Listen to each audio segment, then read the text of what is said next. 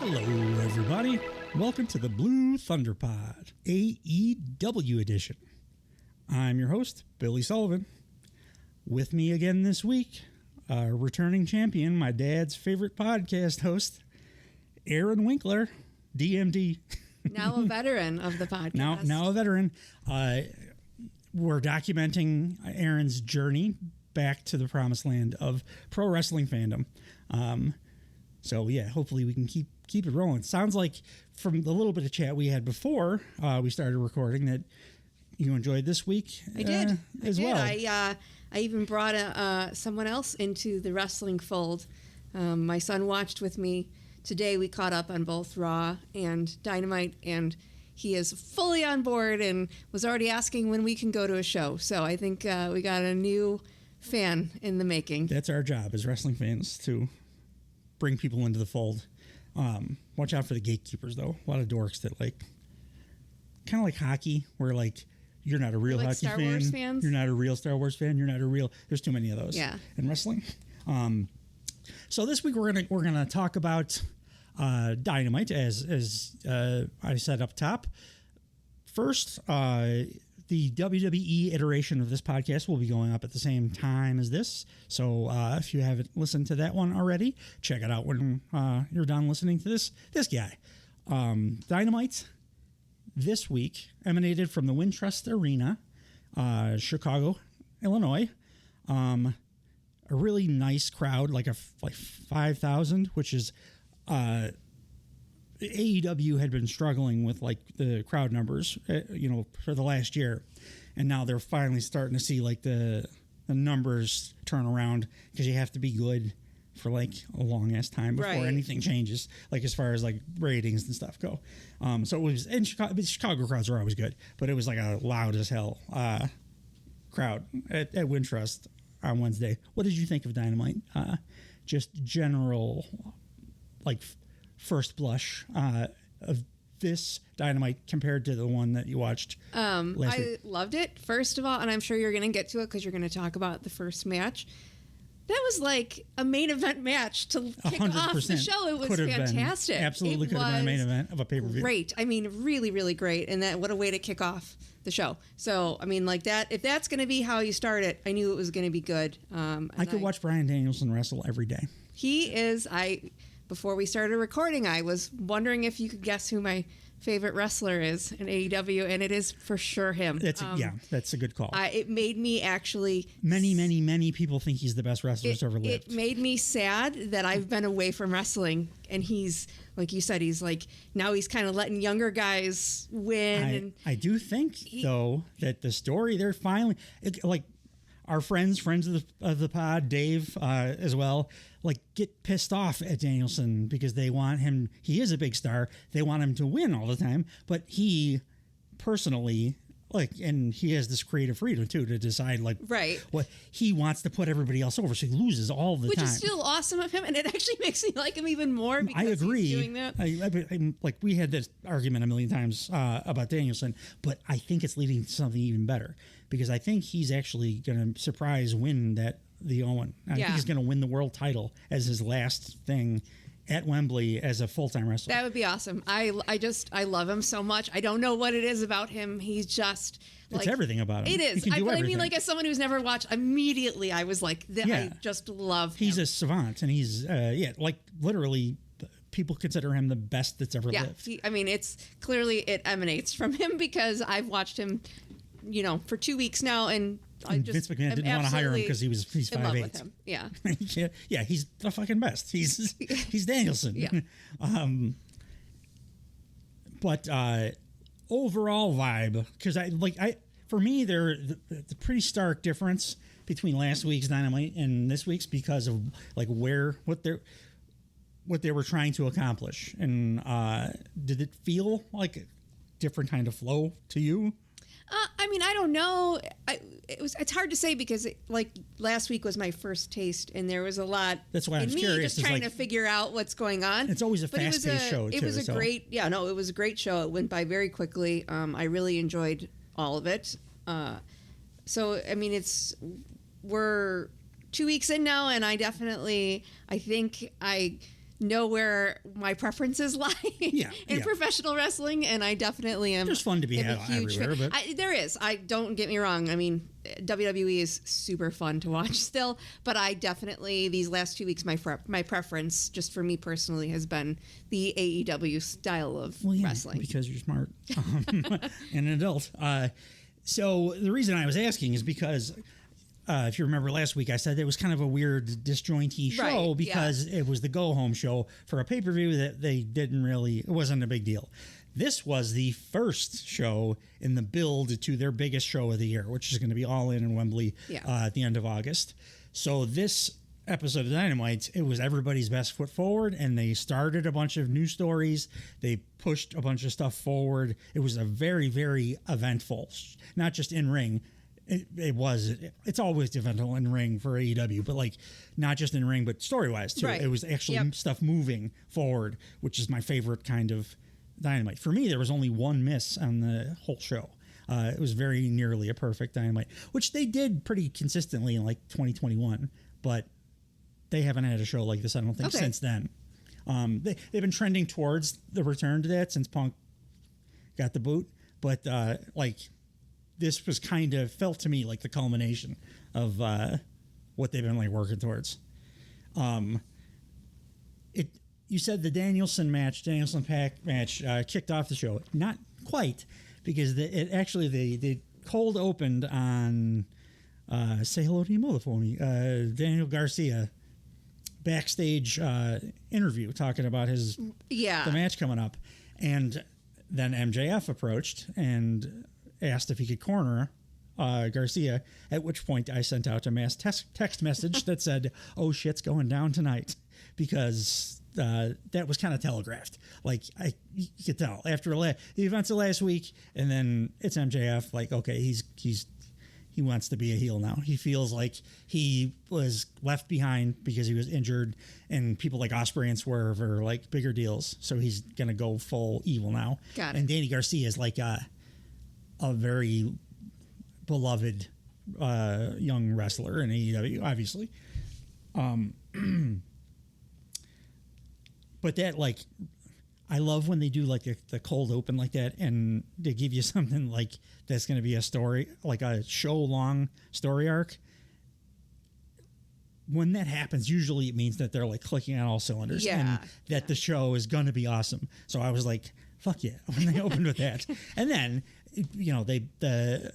Danielson's music hits. So they're, this could have been the main event of the show, or a pay-per-view. Honestly, like it was such a fantastic match. Bryan Danielson versus Pac in the semis, I think, technically, of the Owen Hart Memorial Cup. Danielson was selling that he's the best seller ever. So there's a rule of thumb about Bryan Danielson that longtime fans know. If he looks like he's hurt real bad, he's fine. If he's ever hurt real bad, he looks fine. Yeah. He I love that they use kinesio tape, even though I think that's woo medicine. It's just perfect for pro wrestling because it was a benchmark for pro wrestling. Oh, here's my pinched nerve in the story that I'm telling right now. It's a great way to flag that for fans. And he was taped up to like a motherfucker. And had the cupping marks. Yeah, and the cupping marks, and they're telling the story that when Will Ospreay hit Danielson with that Tiger Driver 91, it impinged a nerve or whatever, and he's been messed up since. Yeah. Which is why I kind of feel like that's going to be the story that gets him. Everybody thinks Hangman Page is going to win the tournament. I think Bryan Danielson is actually going to win the tournament. Well, I hope so too. Yes, I mean history would say he's not because he refuses to win most of the time, but because it's he isn't retiring. By the way, he's retiring from full-time pro wrestling. He has said every time anybody has asked him, "I'll never retire from wrestling." He strikes me as a guy that is going to be wrestling into his grave, at 85 if he years could, old. he would wrestle every day. He said he's said as much. I think he's going to basically run the show when eventually, because he's brilliant too. Yeah. He's done a million different kind of characters, WWE, AEW, all kinds of different stuff. So I think he would be a very good choice to take over for Tony Khan. And I'll say about that match too that you said his name was Pac. Yeah. I was like, I saw him come out and like his look was like, ugh, and his name was kind of ugh, and then he wrestled great, and I was like totally a fan of his. He was Neville in WWE. Now it's not just Pac though; he's a bastard because he's the bastard Pac, and he's like a Geordie with a goofy Geordie accent, but like very very violent, and does that thing where he sells like DVDs. Where it looks like he breaks his neck every single time. He's unbelievable. Pac's up there, like, in my opinion, with like the Kenny Omegas and Ospreys and Swerves and like that level, that S tier talent. Yeah, and no, it was like don't judge a book by its cover, because I was totally expecting to Pac doesn't win as much. Enjoy watching him because of his name and because of his look. And then I absolutely loved the match. What did you not like about his look?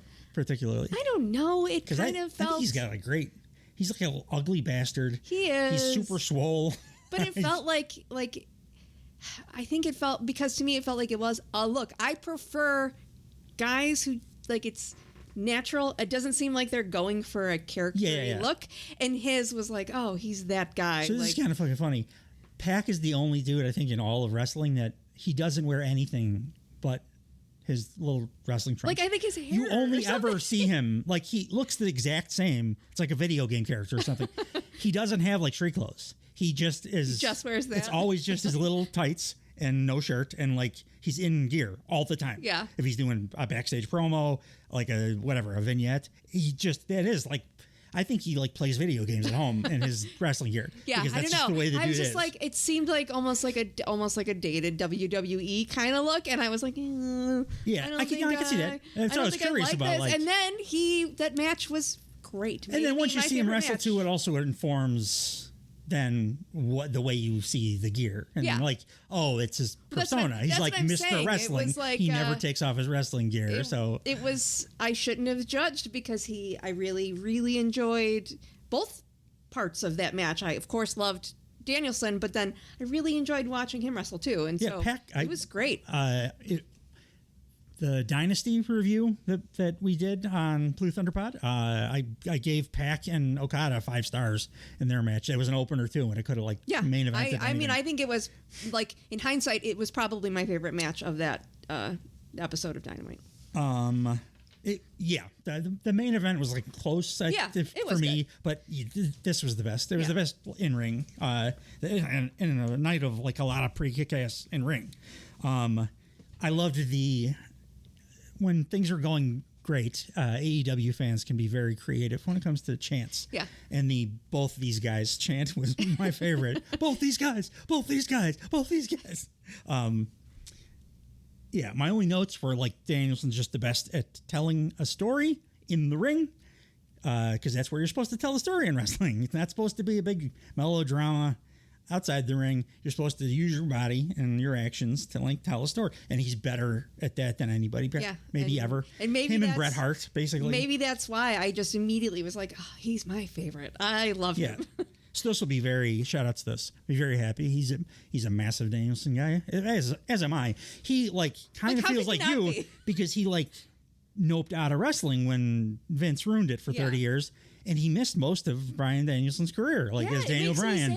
And now he's like, I didn't see the brunt of the guy's career, and he's like the best guy. Yeah, that was my first thought watching that match. Was like, man, I'm kind of sad that I've missed probably so much awesome stuff that this guy has done, and he's like, I'm coming in this late into his wrestling journey. I will say, like, as great as he was in WWE, there's a cap for how good you can be because they don't let you do and they've got performance their guys, center bullshit, and that's who they're going to push. Yeah. That's it. I mean, he was a big deal. He was the champ a couple of times. I think I told the story about like the fans forced their hand with him because he's just so fucking great. But he was always like towards the top of the card. But like he just couldn't do all the stuff in ring in WWE because they have to wrestle that kind of slowed down. Yeah. They call it North American main event style, which is dumb. It just means slow ass performance center bullshit. Yeah. And he was great at that.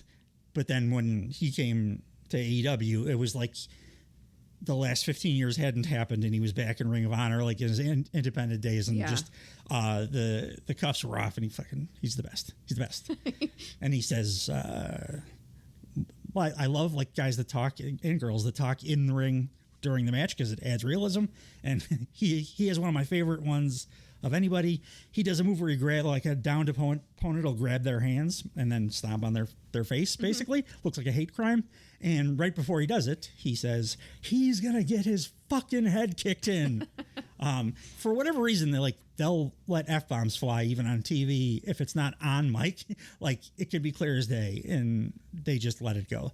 I think there's like a cap for shits. They could say so many shits, and then they'll bleep like one, or they bleeped cuck last week when they Acclaimed. I'm like, is that a dirty word? It's a bad insult, but like, I didn't know that was bleepable.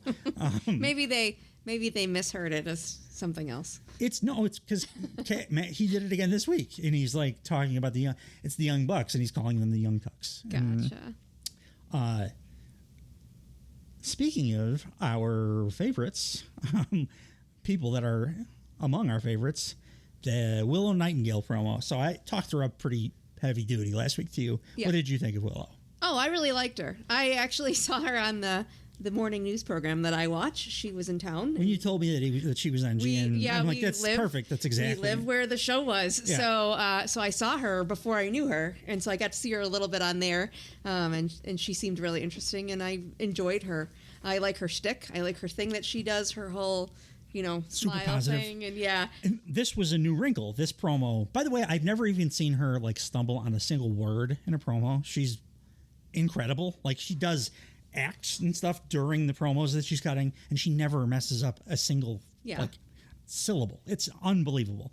But she was always like the super white meat baby face, like everybody loves me, because she does have that kind of positive charisma, positivity all the time.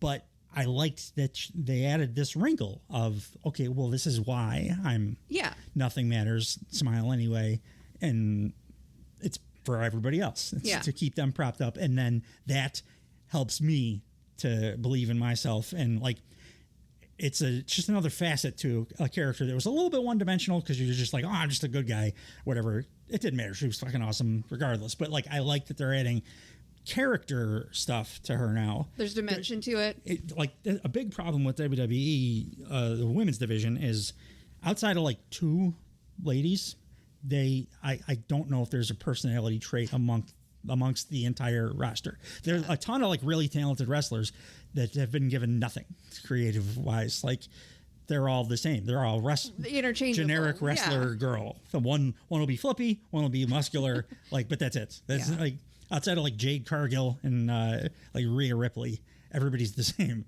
And AEW was guilty of that for a long time too. Not to that degree, but like, North American women's wrestling, everybody's been kind of guilty of like, oh, we'll only put the women on if it's a title match. We won't let them have blood feuds, which is and they fight over men all the time.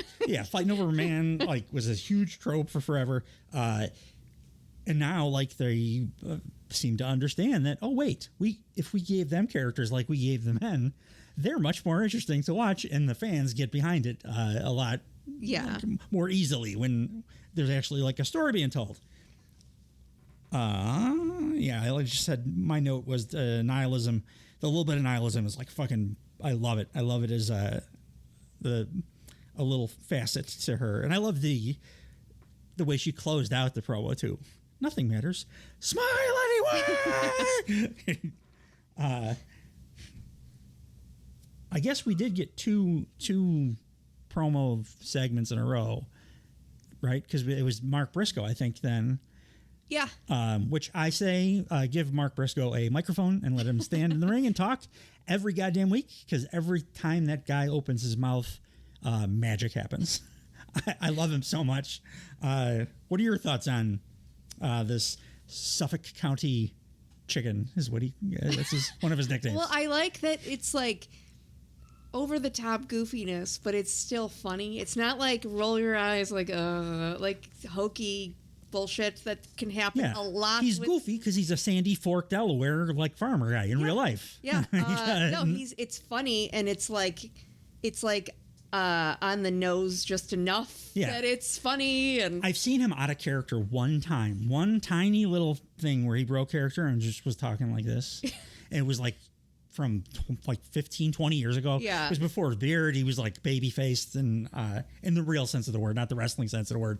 And somebody was like another wrestler was recording him on like a camcorder and did a little like mini quiz for him, and he like answered normally, and it was really weird. Like jarring because it was like I heard recently I saw a WWE documentary where Dusty Rhodes talked, not as Dusty Rhodes, and I wanted to like stab my ears out because I felt like I was sullied by hearing Dusty Rhodes not talk like Dusty Rhodes, Daddy, because I just thought that's the way he talked, Daddy. Well, and honestly, it's impressive that like in any character like that where they're so you just associate them with that, which is not who they are. Yeah. And then like the fact that they could go out and do that all the time forever. Like as far as I know, Dusty only talked like Right, Dusty. right. That's a big ass like thing to put on. Right. It's a big Like, swing to do 24 hours a day. How do you not just then be that permanently? It's kind of like when sometimes you hear like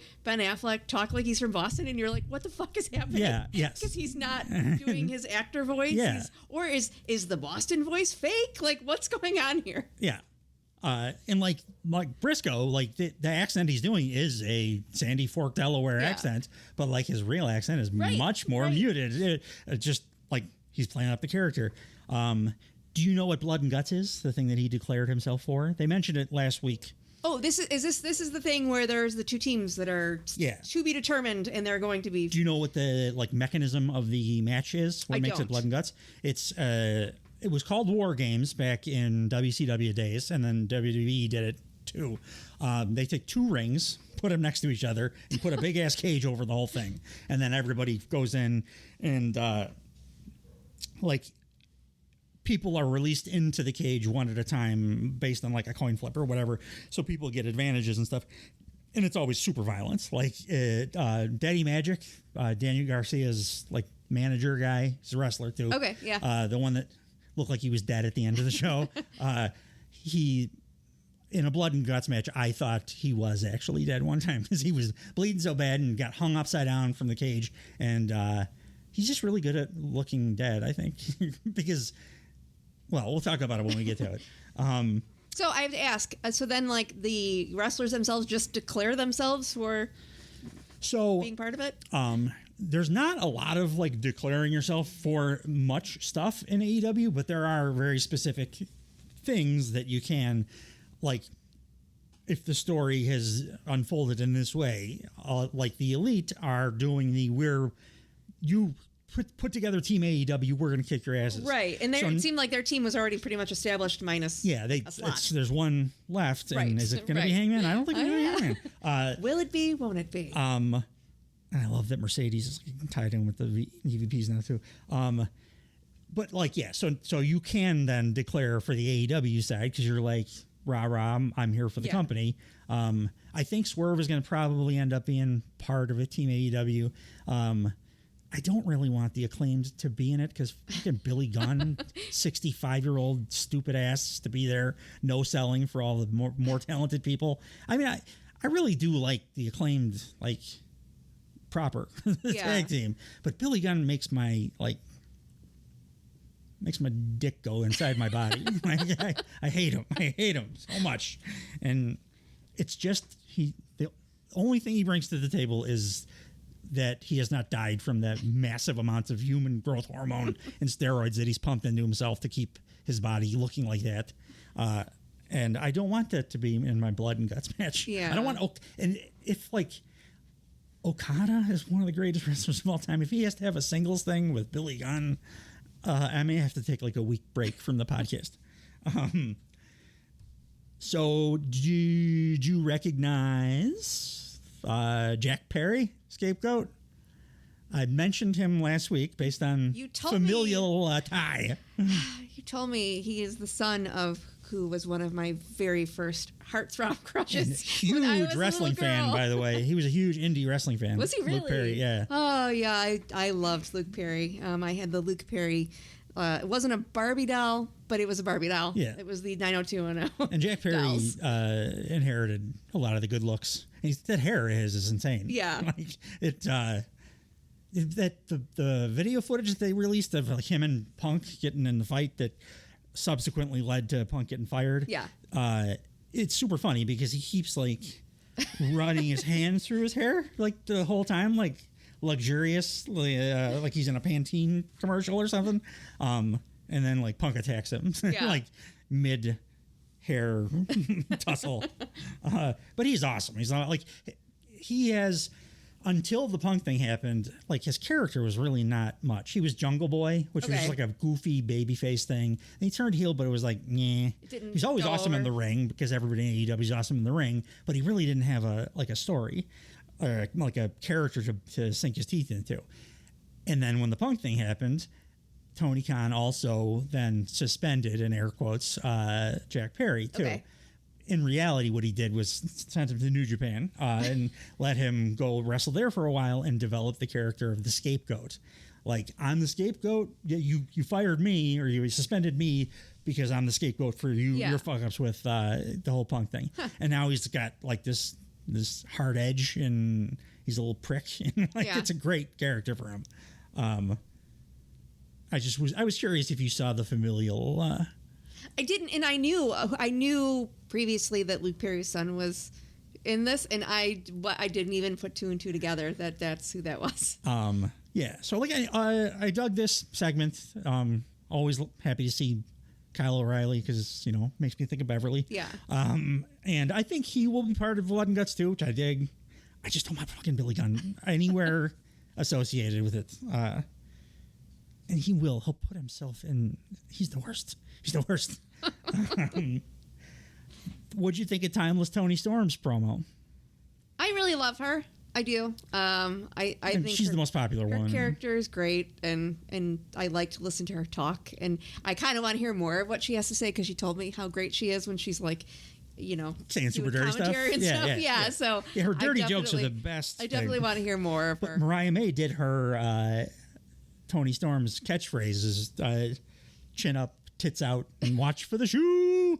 The reason it's watch for the shoe is because when she first started like losing her mind and believing that she was like a 1940s film star, Renee Paquette would interview her, and invariably she'd get pissed off at something Renee said, would storm off, and then you would see a high heel shoe come flying back into frame to try to hit Renee. So I think it's such a great character. Again, it's like over the top, but it's done in the right way. That doesn't make it like, oh. Took a minute to get there too, because she's always been. She was like she wrestled in Japan. Yeah, you told me that. Awesome wrestler always. When she started doing this character, she started doing too much like of the character shit in the matches. Yeah. And it was like, oh no, you're wrestling not as good because just do the character stuff everywhere else. Still wrestle like Tony Storm. And like in the last 3 months or 4 months or whatever, she is like tightened it up. Found a nice happy medium where I can still kick all form of ass in the ring and like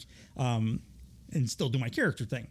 I loved the whole Mina Shirakawa, Mariah May, like all of it. People were pissed off that they didn't like break them up because they thought it was like, oh, well, you're not paying it off. No, it's payoff that like the end game was that they get along now. Yeah. They're friends. They have respect for each other. It's okay to do that. Right. It's a nice change of pace sometimes. Next up, we had what I thought was an absolutely fantastic match. The female wrestler who I think is probably the best wrestler on the female roster, on the women's roster in AEW and maybe in like North American wrestling, Chris Statlander. Okay. Against Willow Nightingale. Chris Statlander, she's kind of famous for nobody has a bad match against Chris Statlander. Okay. She's so awesome that like it doesn't matter who she's in there against. She just is awesome. I can't reiterate again this week enough how different the female wrestling stuff is. It's amazing. Well, these two beat the fucking shit out of each other in this. And like I haven't across both companies. I don't think I've seen a bad match yet with the women. Yeah. I've seen bad matches with the men. Yeah, I haven't seen. You will see some bad WWE women's wrestling. Okay. But like that'll happen. Yeah, I'm trying to think. I mean, like everything's been engaging enough that I've really enjoyed it. The way Dave has put it in the past is like there are definitely levels to the women's division in WWE where like there's the top and then there's like a mid top and then there's a pretty big drop off to like young developing. Okay. And the young developing have some shit matches. Yeah. AEW is like there is no strata. It is you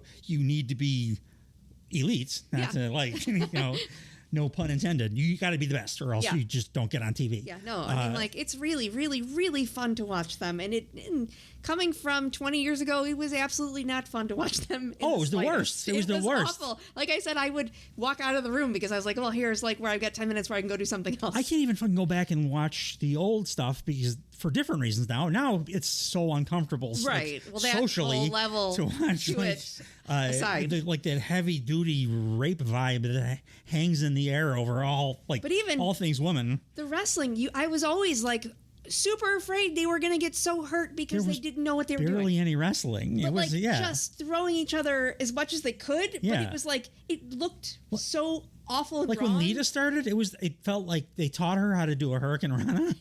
And then said, "Go wrestle," and she couldn't really do anything else. And a Hurricane Rana is like not an easy thing to do. No, and you're doing she it would against do super dangerous ones people all the time. who like don't have the skills to like accept that from you. Yeah, to like carry you through if you're a shitty like that. That's what Stat does. She carries people. She didn't have to here because Willow fucking rules. Willow's my favorite thing about that happened in this match though was towards the beginning when Willow did the pounce. That's my favorite move. Like it's of hers. It's one of my favorite moves in wrestling. I've always loved it. There's a guy named Monty Brown that used to do it in TNA, and it was awesome. He would like do the pounce and then go. It was badass. But Willow's she's bigger, so she does the pounce, and she's strong as fuck. So she like, Statlander, the way she rolled down the ramp too. Yeah. I figured you might find this interesting. The reason that looked so good, even compared to other like wrestlers, is because she, prior to joining AEW, was part-time wrestler, part-time stunt woman for like movies. Oh wow! So like she did a total stunt roll. Yeah. Like rolling down the thing was a total stunt. I have to say too, as not to get like too like feministy, but I like loved seeing that there is also a bigger girl who can like do stuff and is not. Yeah. It's not like we're gonna make, at least from what I can tell, they aren't like. Your whole shtick is just going to be that you're the big girl and like it's not at all that. Because first of all, WWE, she got a big glow up too. I think she's hot now. They wouldn't have had someone her size, and if they did, it would have been a joke. This is the big butt of the joke that you're going to be this. We're going to call you the fat chick, and everybody's going to be like you're fat. And she's like, great. She's athletic and she's awesome, and it was cool to see somebody who was a different body type. But they all are a different body type. She's since the last super time I strong watched. too. Like it's not just like no, you could tell she's like Statlander's the strongest woman I think I've ever seen. But like but Willow's super strong. No, too. you could tell, and she was athletic, and she it was cool to see that. And again, they're all different than what I'm used to seeing because they're all built differently now than they were then. You definitely would not have seen a match like this where two women just beat the ever living hell out of each other. It's awesome. Super hard hitting match.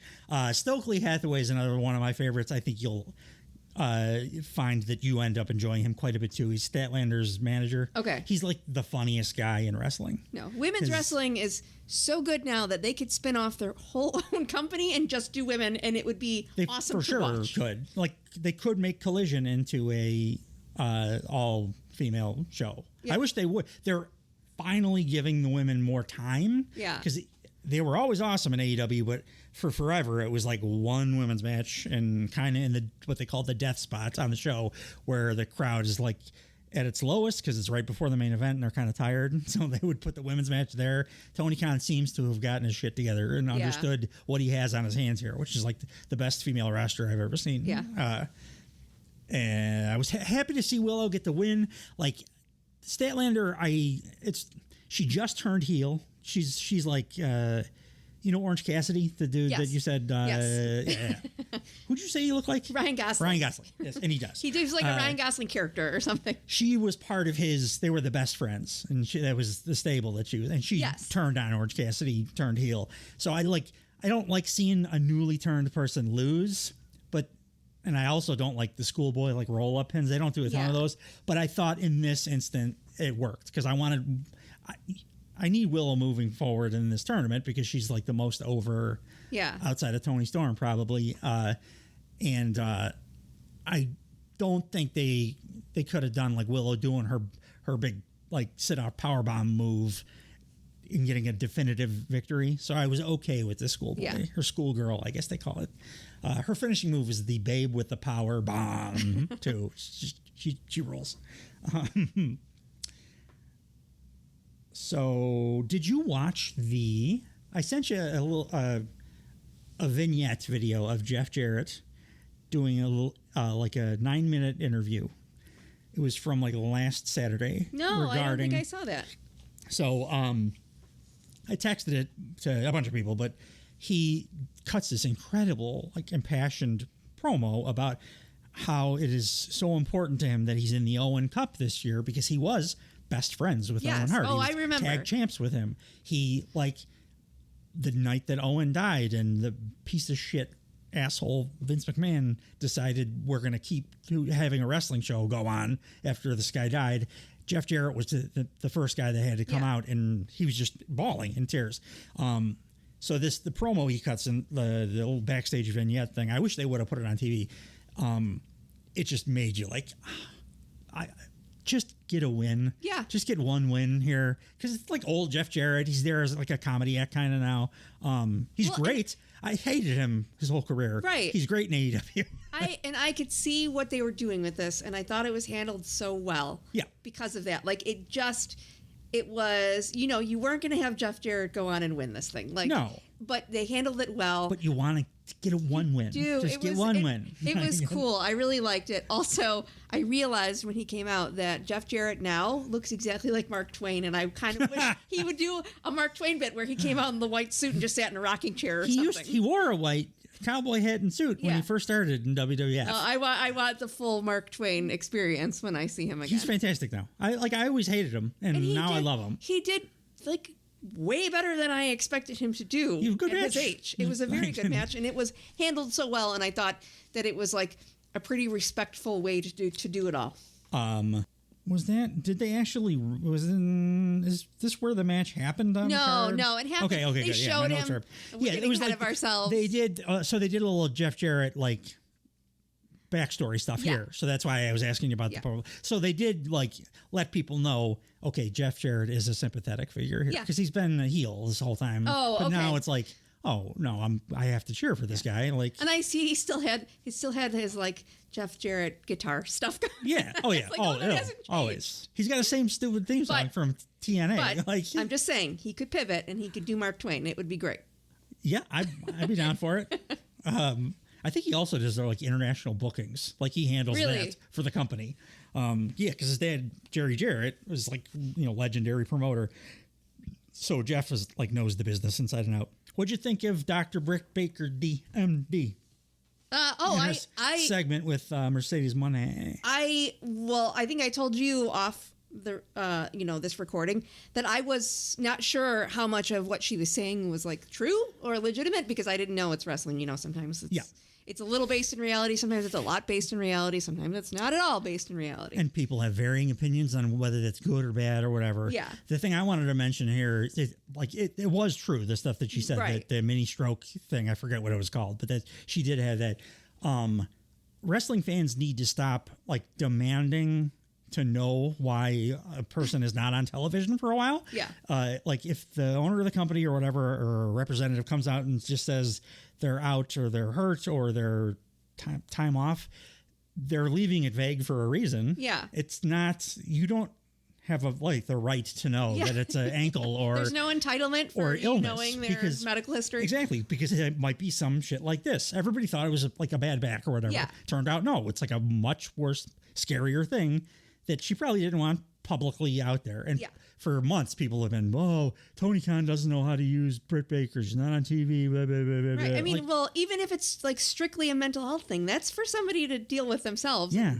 the more you put a microscope on it, the worse it's going to Hangman make it. Page is taking mental health time. He's open about it. We should be encouraging that and not being invading privacy. But beyond the actual, like her talking about the illness and what kept her out and stuff, what'd you think of her as like a promo? And she was good. She was really good. And I was immediately like, well, who is this? Because the crowd was behind her. And I knew that Mercedes being, Sasha and Mercedes was huge with people, and people like her whether she's a heel or not. So the fact that this chick was then getting a lot of the audience behind her, I was like, okay, well, this is somebody big. I just didn't know who it was. And I think it solidified Mercedes as just full ass heel now, which, I mean, she was like buddying up with the EVPs now, which but people are that's what she should be doing. Like people loved The Rock as a heel because he was The Rock, and it was like, you're never going to get away from that. Some people are better inherently at one side or the other. Yeah. And she is 100% a heel. Yeah. Should always be. Much like the guy that closed the show out should probably stay heel for the rest of his career. Yeah. He could do Ric Flair and just be a bad guy forever.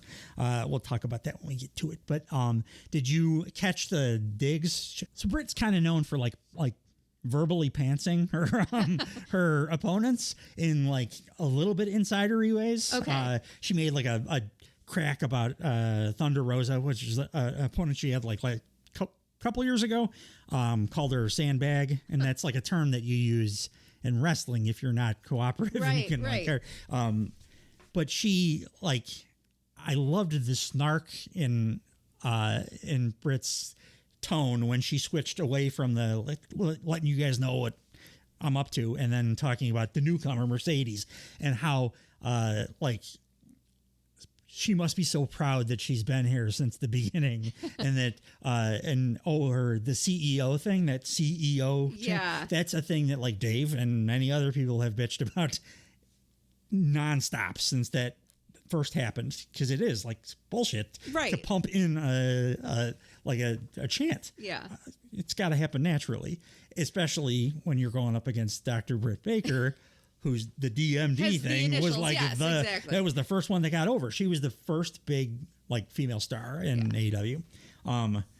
Mercedes is a better wrestler than Britt is, but Britt is like way better at the other stuff, talking and acting, and she's a very good wrestler too. But like Mercedes is like an elite level wrestler. That's gonna fucking kick ass, and I'm so glad they're doing it at Wembley because it's a big time match.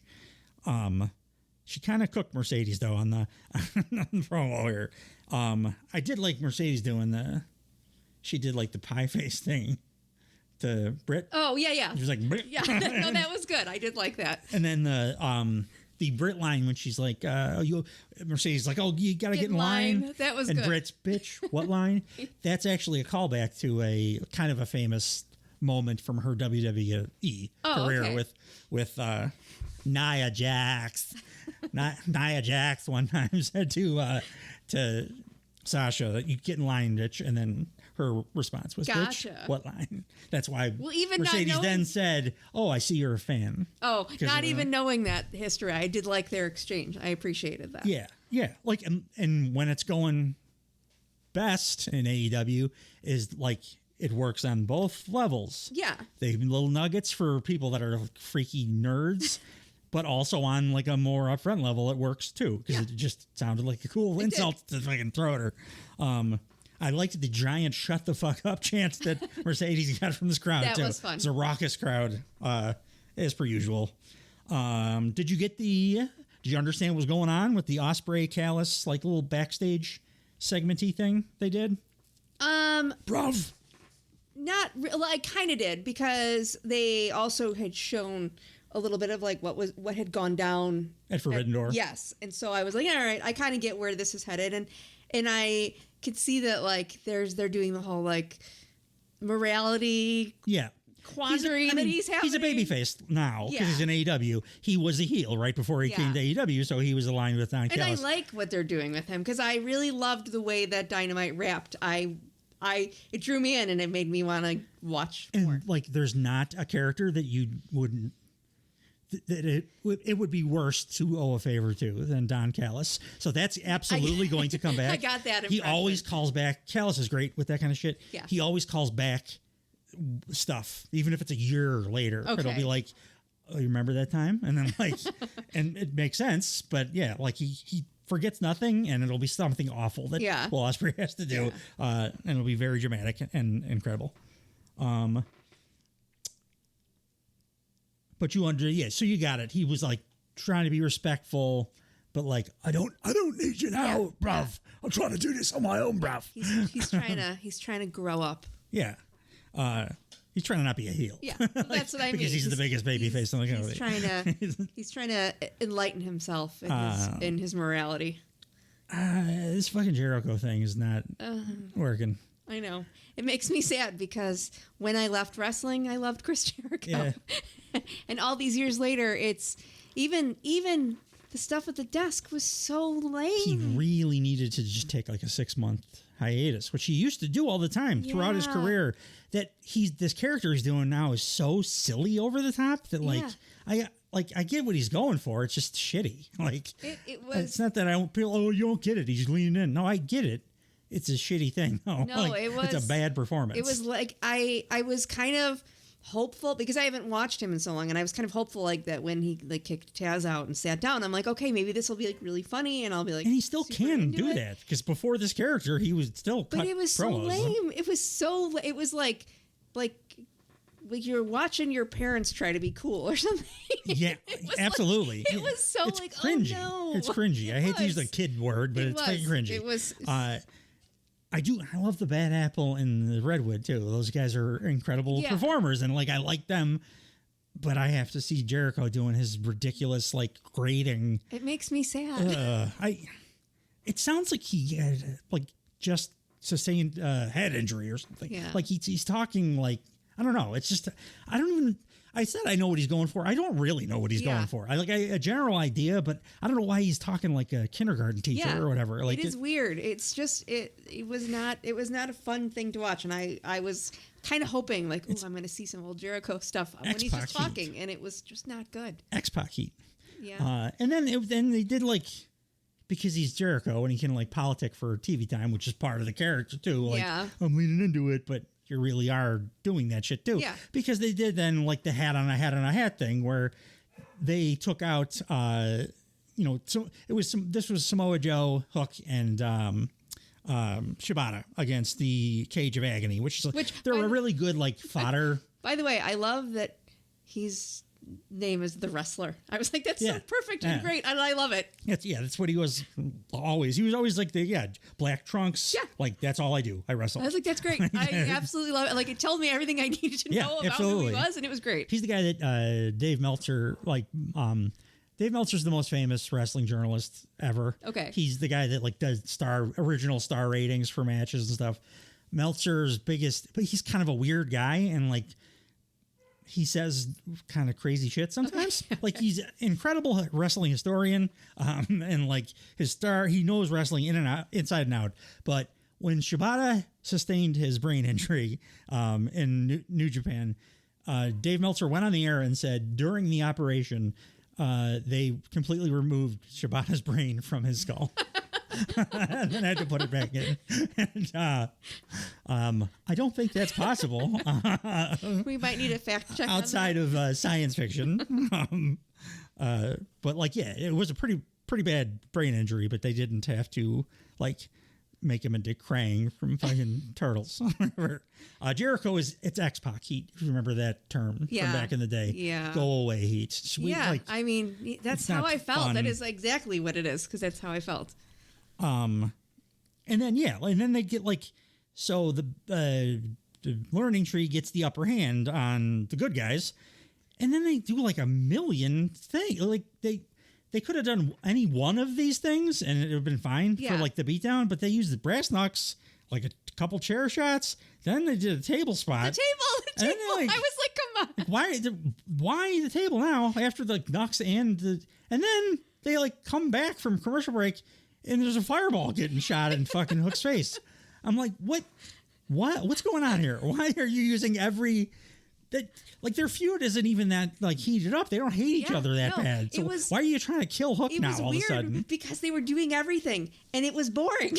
They were doing everything and it was boring. I think that kind of sums it up, actually. Yeah. Like, he's throwing everything that he can think of at the wall, and it's not going to work. I zoned out of it. It was the only thing on the show that I was unhappy with. Yeah. Even Dynamite, when it was at its very best, 2021, in my opinion, but like a lot of people would say all of like 19 through 21, they always had one shitty thing on every show. It was like the Dark Order, stupid spooky bullshit, or Jericho's buddy Luther, who's now Tony Storm's like butler. Jericho got him; he's his friend, so he like got Tony kind of hire him. Yeah, and like he would be the shitty wrestler that was on Dynamite. So Jericho just occupies the like take a piss thing now, the one bad thing on Dynamite. Yeah. But it is irritating that it's him every goddamn week, and then I didn't have Taz for the rest of my broadcast either. Yeah. It pissed me off. I mean, that actually is probably good heat, like good heel heat, because I'm pissed off for the reason they want me to be pissed off. I just didn't want to listen to Jericho's stupid, clown voice. It was so bad, and it made me really sad because like I said, when I left wrestling all those years ago, I still loved him, and so to come back and to see it this way, it was just like, what's happened? So, the next thing is a lot. Are you familiar with Hangman Page beyond what you saw on the show? No, not at all. So, Hangman Page, along with the Young Bucks, Kenny Omega, Cody Rhodes, Tony Khan, all started AEW together. Yeah. They were originally the Elite, was the Bucks, Kenny Omega, Hangman Page. Hangman has been, up until about like 6 months ago, or maybe 7, people considered Hangman Page to be the main character of AEW, like the protagonist. He was the good guy that would never be bad, would never go heel. Like, he was the good guy. He was super relatable because he like struggled on screen. His character did with like drinking. Okay. And his thing was the anxious millennial cowboy. He had anxiety he had to get over. Like, he was an incredibly talented dude, but to finally overcome Kenny Omega and win the world title, which he did, he had to get past his anxieties. And which, by the way, that's a great like modern thing. It's one of the best stories they've ever told, if not the best one. Yeah, that's great. But that's what Hangman has been forever. Okay. And he's got had the coolest like cowboy music that popped everybody.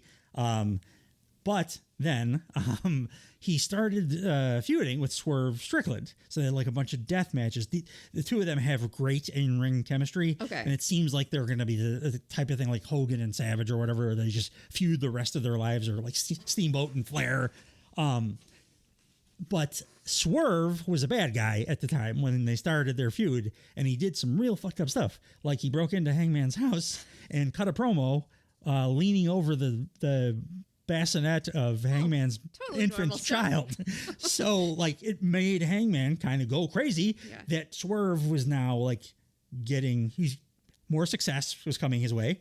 And also the fans were now like backing him. They really didn't have any reason besides like, you just gonna fucking rule, so like I'm gonna cheer for you, like The Rock or whatever. That's what it is. It's like, if you're really good at doing that stuff, then people like you. But it like progressively made Hangman, the guy that's been the absolute babyface for 5 years, like start to get unhinged and like, what is going on here? Yeah. What the fuck? And so when he came back this time, this was his return. He's been gone for months. I think it was like just a personal thing. I don't think it was an injury. And it's none of our business. But he got a full like heel repackaged now. That music that you heard, that's not Hangman's music. It's like dark bad guy music. Yeah. He's got dark bad guy. Like, I just assumed he was a bad guy. Yeah, no, he's like, my mustache is because of Hangman Page, because he's a wonderful professional wrestler. I love him. He's a good dude too. But like, it's a cool. I think it's a cool heel character thing they're doing with him, because it's different too. Because the Bucks, they brought him back to like be their wild card because they were always together. And I like that. Like, he's a bad guy too, but he's like, no, I don't care about your shit. Like It's his own thing. Your nonsense is, Yeah. I'm not concerned with that. I'm past that. I have one, Swerve Strickland. Yeah. I need to ruin that man. And I like that he's like that singularly focused. Yeah. And that's like a cool story thing. So now he can, I don't think he's going to win the tournament. I think Danielson is, but if he does, it'll kick ass too. Swerve and Hangman are like maybe the best chemistry. Those loner storylines are the best anyway. I mean, like, look at how like Stone Cold, when he was a good guy that wasn't a good guy. Like he wasn't a good guy because he wanted to help other people. Yeah. He was just doing his thing. And then like, if he happened to help you because he hated Vince McMahon, then he happened to help you. Remember when but like the whole roster, Undertaker kidnapped Stephanie McMahon, Yes, and the entire roster was going to Stone Cold like, come on, man, it's his daughter, man. And I'm like, you're all wrestlers. Why does it have to fucking be Stone Cold? He's not Luke Skywalker. Like, you could all band together and help Stephanie. It's the Undertaker. But he like, could barely walk. I always loved that stuff where everything else was just on the outside and it didn't have anything to do with what he was going to do. And if he happened to do something that helped you, he helped you. But that was no motivating factor. And so that's kind of cool on this side too. Like, he's going to just do his own thing and have his own vengeance or whatever. He's absolutely insane at this point because he's not, like, and it was so. I guarantee you, inside during his match with Jeff Jarrett here, which is what was happening. When the Whose House Swerve's House chant started, without Swerve being there, Hangman in real life was like, "Oh, this is perfect. Yes. This is exactly what I'm looking for." Yeah. Like people to recognize that that's my obsession, and that's why I'm being a piece of shit now. It was sold really well because I didn't know anything about him, and I was like, "Oh, he's a bad guy, and this is his story." And like, so it wasn't like we got to spend weeks getting him over as this heel character, and like the way that he wrestled in this match, he's never wrestled in AEW that way before. Like, he did the same move set kind of, but like that vicious attack stuff after, like beating old man Jarrett down, like none of that stuff was Hangman stuff. It was but like, I love the obsession thing. I really want Danielson to win. I think he's gonna, but then I don't know what they're gonna do with Hangman. It could be like they push him further towards the edge of insanity because he's like completely unhinged at this point. I mean, Swerve did cut a promo on his infant son, so like I like that about his character too, because he's like, it's good to have well-rounded bad guys that you can kind of understand. Like, I would be pretty like the Thanos, goddamn pissed off too. Yeah, where you're like, I kind of get where he was coming from. I like, and what happens at the end of this show, I know why. Like, he did what he did. Yeah. I love that match though, and I have to tell you, I had a moment where it was fun to see Jarrett, and I knew that they were doing what they were doing, and it was like a respectful way out of this tournament for him and everything. I had a moment where we, in our family history, we always joke around about our father. The story being that he went to go see the movie Billy Jack, and he like jumped up and like pumped his when fist. Billy Jack did the spinning heel kick. He was so excited that he got out of his seat, and I almost did that when the sharpshooter happened. I was so excited to see it. The crowd fucking popped like crazy too. So excited to see it. It was fun. It's Owen. It was cool, and it was like, it was such a brilliant idea putting Jeff Jarrett in this position. Was great. It was really for Hangman. It was to get him further over as the bad guy. But it was like dual. There was like dual purpose to it because it was like a really cool way to send Jeff Jarrett out of this tournament. Yeah, but I mean, I think the only reason they put him in the tournament was because to do the Hangman thing, because they knew they could get this great like emotional response from the crowd, because the wrestling fans know that Jeff Jarrett and Owen Hart were boys. And for me, it was cool because again, like I'm so far removed from current wrestling, but it was like, to me, that just happened. That Owen Hart stuff just happened because of where I came in my journey as a wrestling fan. And so it was really, really neat to see it. And I enjoyed it immensely. And again, I definitely think that he should maybe lean into the Mark Twain thing. I do. It would be good. Like now, he like Hangman beat the shit out of him so bad he can go away like he's injured or whatever, and then come back with a big white mustache, in a rocking chair, and saying folksy a like nice big parables, cool glass of lemonade, and exactly. So I think I may have to like send you a retrospective on Hangman's entire.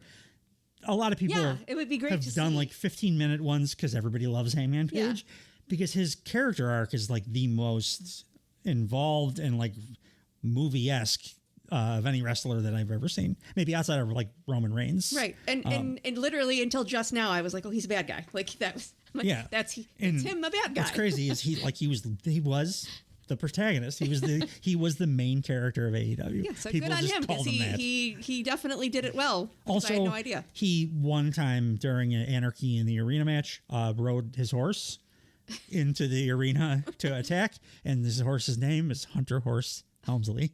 That's fantastic. I love a good animal pun name. I love it so much. Sure. Yeah, I like that he told the Elite to basically fuck off. Like, cool, different ways, separate ways, because people were kind of tired of that group of the Elite being together. My note says explain Danny Garcia to Aaron. I'm not sure what beyond him being like great prospect. Yeah, like he's young.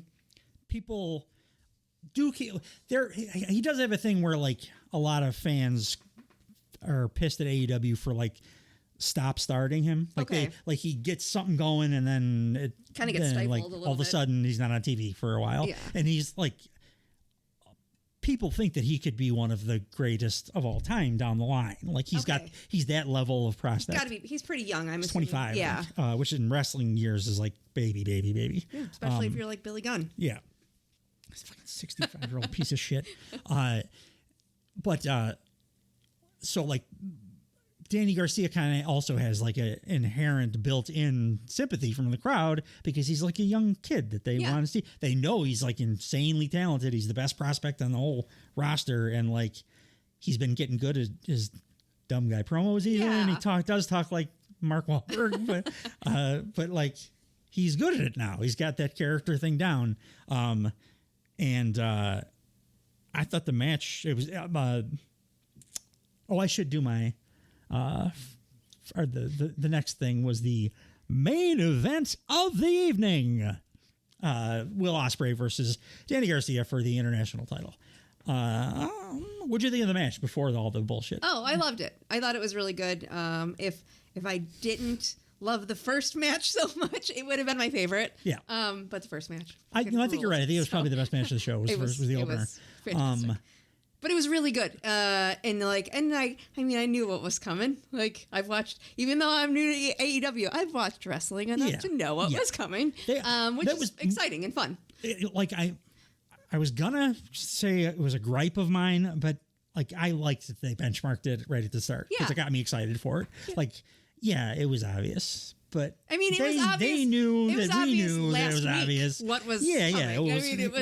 It was fun, and I mean, Will Ospreay is phenomenal to watch. I will say that after we recorded last week, when we were done, you showed me that Bryan Danielson match, Will Ospreay match, and that was astonishing how well they worked together. I mean, it was amazing. It was like trust. It was like artwork. Like it was. It was art. It was art. It's definitely the art of pro wrestling. It was like a beautifully choreographed thing, and I had so much insane respect for the two of them after watching that match. And another thing I like about Ospreay is like Danny Garcia is a different style wrestler, and then Ospreay wrestles a different style of match against Danny Garcia. He's wrestled essentially every style that you can. It's actually something that MJF is kind of known for doing too. He's a chameleon. He can't do the flippy stuff as much as Ospreay, but he can like the basics. He can wrestle any style. That makes sense then, because his matches, the few I've seen so far, everything is so smooth. It is like it's crisp and precise. It Precision is always the word I use with it. There you go. MJF. Because I mean, if he can match to anybody else's style, then that's what makes sense about it, and that's what makes it so smooth. Like MJF stumbled over a word in a promo one time, and then he like apologized on Twitter, like he let us down or something. So like that is how precise he is about everything he does, the way he walks and moves. And anyway, what we're talking about is MJF was in the corner of Daniel Garcia, as we talked about at the beginning of the program. And he offered his beautiful dynamite diamond ring, which has been his like weapon of choice for his entire career. I figured he with the won way the that ring. they were using it, I figured it had to be It was like a tournament thing they used to do, and you win the diamond ring. He won the first 3 or whatever. So Okay. he always had it. And like, that was always his bad guy weapon of choice. He offered it to Danny Garcia to try to win the match. And Garcia decided like, no, I'm not going to do that. But then turned around immediately into the most brutal hidden blade and he lost. Yeah. Ospreay then like post-match was consoling him believably, like, you're gonna get there. We all see it. We all see it, bruv. You're going to get that, just not today. And then MJF then comes in the ring, takes his jacket off, revealing his all white like tank undershirt that should have tipped me off that there was gonna be a bloodbath coming, because it's wrestling in a white shirt. MJF did his thing where first he was like apologetic. This is on me. Like, I screwed you up. Like, you only lost because I distracted you. I'm so sorry about that. And then he got Danny to stand up and he hugged him. And then he took a one step backwards. And Daniel, you should know better. to stand in exact ball kicking range of MJF. If ever MJF has his hands on your shoulders, run. He's about to kick you in the balls. He did. And then he bloodied Danny Garcia, just pummeled him with the dynamite diamond ring. Busted him open. Daddy Magic, like Danny Garcia's like pseudo father figure, manager kind of guy. Yeah, I was wondering tried who to that come out was. and help, and he Also just got got biffed bloodied. immediately. And then when they cut back to him, it looked like he was a corpse. It like blood welling in his eyes and shit. I don't, every time, like, I don't know what he does, but like, it happens all the time with Daddy Magic, where like, he'll get hit one time and then like you won't see him for a while, and then the camera will cut back to him and it's a horror movie. Every time it's a horror movie. Like, it pulls in weird ways on his face and stuff. It was in the whites of his eyes. Yeah, it looked like the end of Texas Chainsaw or something. Like the vinyl girl getting away. Like, that's the pattern of blood he had on his face. That's not how it goes in wrestling usually. It's a trickle from the forehead. I don't know if he's cutting his eyelids or something. Daddy Magic's fantastic, by the way. He's a French Canadian, but for some reason he talks like he's from the south side of Chicago, and he always says stuff like, "That's what gets Daddy Magic's nipples hard." He's a very good talker. He does like occasionally fills in on commentary on like Rampage. I think he might be permanent on Rampage now. Okay. He was like a fill-in guy. He's kind of back off of the wrestling part. He was a full-time tag wrestler in one of Jericho's stables that didn't imagine that Chris Jericho working with younger guys, and it didn't help them. But Daddy Magic and Cool Hand Angelo Parker. Angelo is not around because he just had a baby with Ruby Soho, who's a wrestler in AEW. They started an on-screen romance, and then it immediately turned into a real romance, and then she was pregnant happens immediately. sometimes. So Daddy Magic has like kind of morphed into Daddy Magic, like the daddy for that's funny. for Garcia. So like, yeah, don't want to see his boy get murdered like that. But then, like, security's coming down. MJF's is just I love when biffing them all. security comes down. Like, you've got all these gigantic dudes, and then you have they have to have security guard their doors. Security is always like some independent local worker. Know that, but it is like a funny thing. AEW has two like kind of famous security guards, because they are like 340 pounds of muscle guys, and they'll use them occasionally in stories, but they're their actual security guys too. They are. Okay. So it's cool. Like, but this was just like the fodder guys, like the guys that come out to get biffed. That's always in the history of wrestling has always struck me as so funny when like security standing outside of somebody's door and the other guy's trying to get in, and like, you're all like, you're putties built with muscle, and you're fighters. That's what you do for a living. But they play the role of putties from like Mighty Morphin Power Rangers. Yes, of course. That's what they're there to be. I know, but it is just always super funny to me, that idea that they were there. MJF, so then he goes to finish off Danny Garcia with the sheer drop brainbuster, thinks better of it, and takes him up to the top rope for a tombstone pile driver. Christopher Daniels is like Tony Khan's like mouthpiece right now. Okay. He's like the good guy boss dude to like offset the EVPs. He's out there screaming, "No, you don't have to do this, please." Hits it, of course. Full on now heel, like telling the crowd to fuck off, spitting at people, blowing snot on Danny Garcia's like prone corpse. And then he leaves through the crowd, and a thing that just filled my heart with joy. I got to see MJF do MJF crowd work. He knocked a cell phone out of a guy's hand like 20 feet away. I found out later that these were not plants. This was people. The first one, I was like, is this somebody? And then when he kept doing it, I'm like, well, it's not just like the phone people. Guy. The people that were sitting around him were like, their PR people came out and they gave him a bunch of stuff. Yeah. That's what they do with MJF. Oh, sure. So the thing I mentioned before the show that I wanted to tell you about, it was the best MJF one of these ever, where he definitely went too far. He was in the crowd brawling. I forget what match it was, but he was full heel at the time. And he grabbed what he thought was a woman was like booing him, and she had a beverage in her hand. Grabbed the beverage out of her hand and dumped it on her like 9-year-old son's head.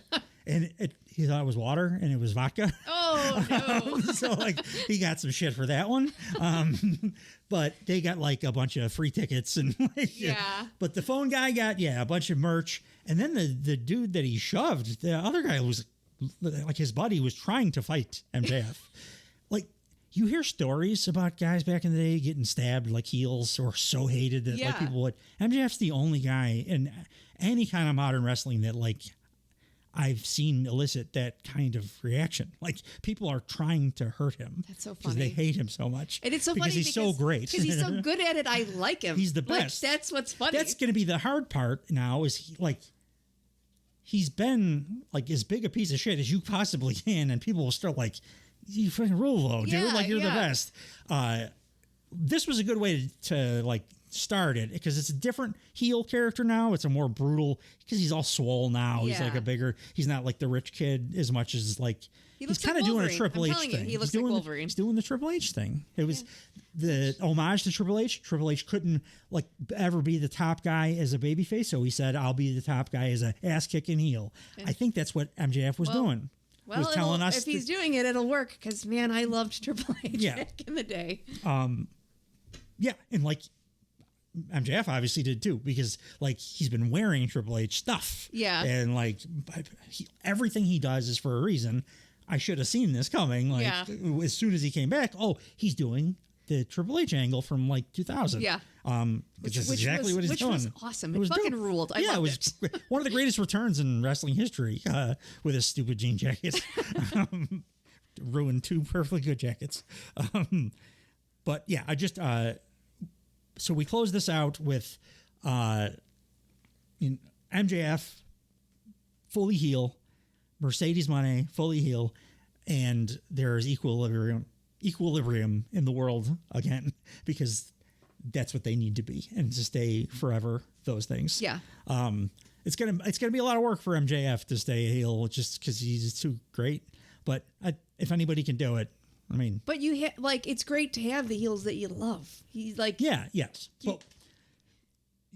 you do need to elicit the boos, though. But you still will, get the reactions. Because I've learned something. People were booing their asses off. Frankie, a friend of the program, was at the show, and he's like, I was booing him so hard, and I loved it. I loved every second of it. Is that it? Like, the fans become a part of it in a way that is like they love him, but they're gonna boo him because they love to boo him, because it's like this thing that feeds off of each other, and you like, he's one of your favorites, but you're still there to boo him because he's so good at being a bad guy. Some podcasts, like wrestling related media people, will always say like, "Oh, don't blame the crowd. There's not a good crowd or a bad crowd." No, there is. There's like wrestling fans that get it, and the ones that don't, and like the ones that get it go along with it, because you're part of the show. Yeah, like the audience is part of the show. The audience is the third person in whatever that battle is that's happening. It's a better story if you're booing MJF, and like that's what they were doing. And it's awesome to have split crowds. Yeah. Because you love to hear the chants going back and forth, too. Oh, yeah. That's a pretty common thing in AEW. And it's great. Get these dream matches all the time, like Pac and Danielson. But yeah, this, like, it makes Wembley feel like WrestleMania for them now. Yeah, and I'm it was excited not to like see that it. at all last year. Yeah. It was like a bunch of multi-mans and weird, like, house show kind of a thing. Yeah. Because I think they didn't know what to expect doing their first, like, giant show like that.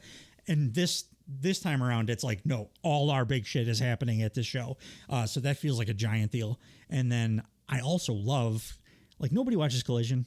It gets like 300,000, You're going to make me watch it, I think. They're making me watch it now because they announced right at the end of the show that they're opening Collision on Saturday with MJF addressing everyone in the situation. Like, I don't know if MJF has ever been on Collision before. Like, it's a brilliant thing to do. It is. I mean, that's kind of what they should be doing to get people to. That's how you get people to watch your stuff. And MJF is like a draw, especially when he's a bad guy. And I get that you want to put him on your main thing, but put him on your other stuff too. Yeah, absolutely. I love the show top to bottom outside of the Learning Tree, and if they continue doing this, I am a happy man. So AEW firing on all cylinders it was is great. My favorite thing to watch of anything, like maybe outside of my own daughter growing up. For now, she's not a teenager yet, and I've got one of those. It's not going to be your favorite during those years. Yeah, I mean, fucking Dynamite was pretty good too. So like, she's tenuous at best. If you guys have not already, please go check out the WWE iteration of this week's Blue Thunder Pod. It will be dropping at the same time as this episode. You can get us on our socials at Twitter at Blue Thunder Pod, TikTok Blue Thunder Pod, YouTube The Blue Thunder Pod, or all of the above at bluethunderpod.com. Thanks for joining us, guys, and see you next week. Bye-bye.